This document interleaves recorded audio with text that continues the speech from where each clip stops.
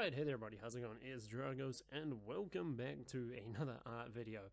Now, this time it is, as the title says, I'm drawing my Hoenn champion team, which was actually one of the first games I played, and I believe I had Sapphire first, and then I got Emerald at some point. Can't remember when I got Pokemon Emerald though. I do know I had it. Just can't remember when I got it.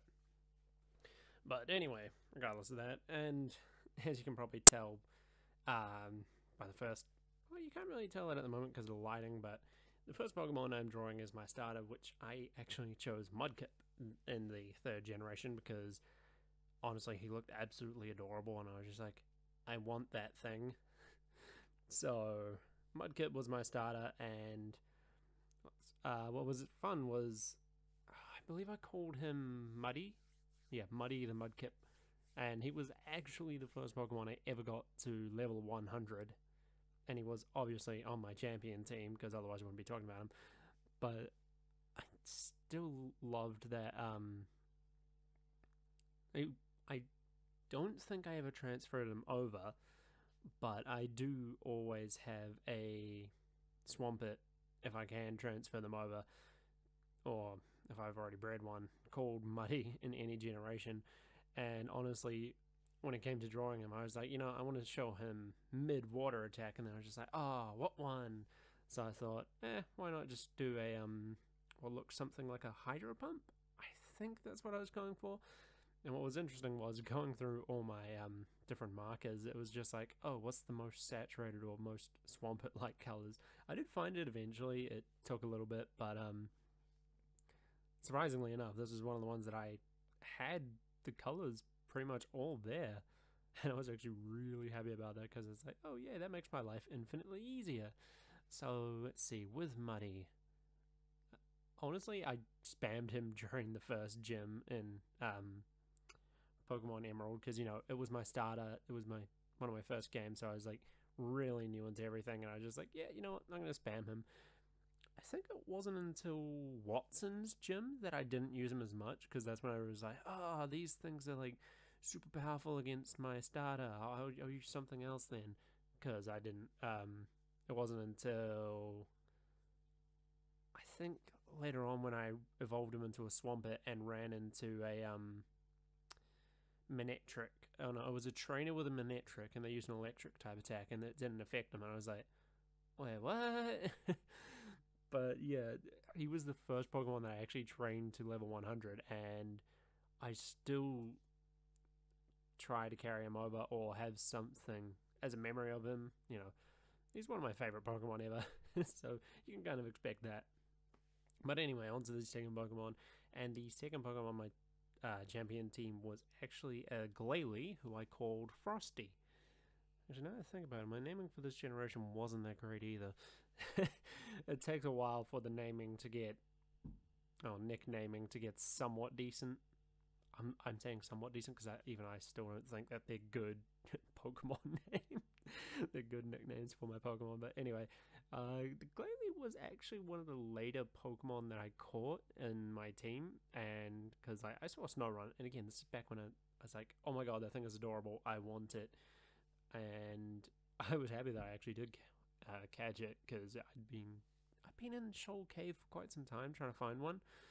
And so, like, the plus side is, again, drawing Glalie is super easy, and I had pretty much all the colors, so I was like, double bonus.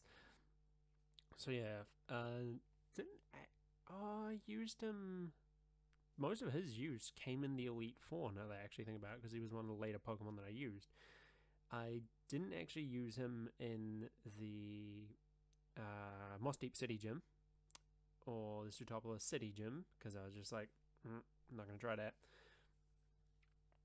But yeah, no, most of his use came in the Elite Four, because I think I used him against the... Oh, God, I'm forgetting. I used him against Drake, without a doubt, because, like, he was kind of Ice type against Dragon types. He was really useful. I didn't actually ever get him up to level 100, which I'm kind of sad about. But I did use Glalie again in ORAS, and I did call it Frosty again because I actually think a glitch happened in my original games, and I actually lost that Glalie. So I do have backup Glalies called Frosty.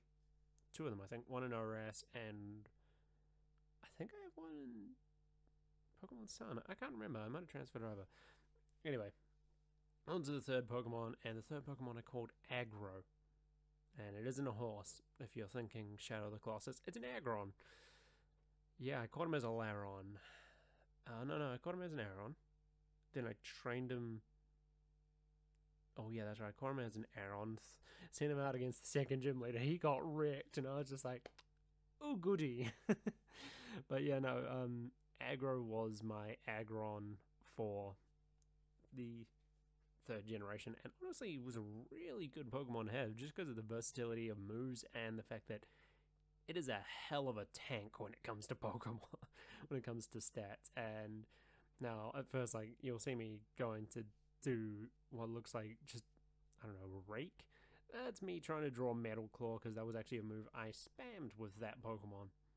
Honestly, that move was surprisingly useful. I kept it till, yeah, kept it around the whole time. Most of his use was definitely in Watson's gym after Muddy got knocked out, and I was like, oh, right, type matchups are a thing, which I still laugh about, actually. But yeah, most of his moveset was to deal with types that Muddy couldn't. But also, at the time, considering we didn't have an ice type, I believe I had Aggro, no rock type move, a ground type move, a steel type move, and there was one other move type I can't remember, but it was like Metal Claw, Rock Throw, and Earthquake were the main three I had him use, and honestly, like, just makes things so much easier. And it's like, again, another funny thing of like going into drawing this Pokemon, I'm just like, oh, I wonder if I'll have all the colors. Looks at the image I have, look at the art supplies I have, and I'm just like, I pretty much have the exact same colors. And again, that's not going to be right for every single Pokemon, because, you know, going between traditional and digital, it's going to be completely different color tone wise and everything. But just going back and actually doing this sort of thing, like trip down memory lane and actually finally sitting down and drawing them, has been really fun so far. And I still have 1, 2, 3 more to do. Yes, I have technically actually recorded Sinnoh at this moment. But yeah, I still got a few more to do generation-wise. But just like going back and doing this has been so much fun. And of course, now you see the perspective shift a little bit. That's because this is technically recorded on a different day. I'm recording all of these across like multiple days. You'll see it more with some of the later videos. But anyway, the fourth Pokemon in this champion team of mine was actually a Manectric, because I knew that, like, seeing Electric, I was like, oh, that's gonna evolve into some kind of like badass electric wolf thing, and I was happily correct about that. What did I call him? I called him Surge. I actually like that name for it. I called him Surge, and he was a Pokemon that I used mostly against the Sutopolis City Gym, because, you know, a water type, he's an electric dog, problem solved. That's only because I remember, oh yeah, Muddy got wrecked against an electric type back when I had to face Watson. So yeah, I ended up using Surge a bit in there, not so much in the Elite Four battles. I think maybe a little bit against Phoebe, but yeah, no, I definitely used him against Phoebe a bit, just because of precautionary measures. But yeah, it was definitely like, it was a good Pokemon, and I think I got him pretty close to level 100, maybe level 90? I think I got him up to level 90, but again, at the moment, I can't remember everything, because this is the first, like, Pokemon game I had. And of course, that was like the one time you'll see me put stuff away on recording. That's just because, like, I was on a roll and I was like, oh yeah, get on to the next Pokemon. And the next Pokemon was actually around for a little bit longer than the 3 I just drew, and that is my Grumpig, who I called Jumpers, I believe, because I caught him as a Spoink before fighting Flannery. And I was like, yeah, I want this on my team. Like, it's kind of cute. And as you can see, like, I'm just checking stuff on my phone. I always have my phone on my left leg while I'm drawing, just so I have the reference image. It's not on screen. I had the reference image down there, and I can get a sense of what I'm doing with the image. And of course, I had to depict him doing a move that I had him use a lot, which was Psychic. And of course, I did not use him against the Dark type Elite Four member. That would have been absolutely idiotic. Then again, it's me I'm talking about. I mean, that would have been justified. But anyway, jumpers, I had him know 2 Psychic moves, which are obviously Psychic and Psybeam, I believe. And I've absolutely forgotten the other 2 moves. But yeah, he was a Pokemon that I actually quite liked, and I think I had a point in, I can't remember what, I do still have a Grumpig in ORAS, which I call Jumpers. I only have Alpha Sapphire. What am I talking about? In Alpha Sapphire, I have a Grumpig, which is called Jumpers, because, you know, trip down memory lane, why not have some of the OG Pokemon and train them up? I actually haven't played it in a while. Oh, that's right, because I can't find where I put my charger. Yeah, that's a bad move on my part. But anyway, just like, even just having him on the game is pretty cool. And honestly, even though most people don't really like Grumpig, I still quite like it, and I use him quite a bit, because, you know, he's a cool psychic pig. What's not to love? And plus, at least it's a better pig than Emboar, I'm just saying. But anyway, Jumpers was a really good Pokemon to have on the team, and I'm still glad I keep him around today in Alpha Sapphire. Now, the last Pokemon on my team is Blubbles, and that was a Walrein. Again, one of the later Pokemon I caught. And if I'm remembering correctly, yes, I do. I am remembering correctly. I actually have a Walrein on my Pokemon Go called Blubbles, because I love that Pokemon too much to not have it on one of like the 3D games. And just to make things more fun, I decided to depict him using Ice Beam. You know, make things more interesting rather than just having it as was it Ice Beam that I made him use? Yeah, it was Ice Beam.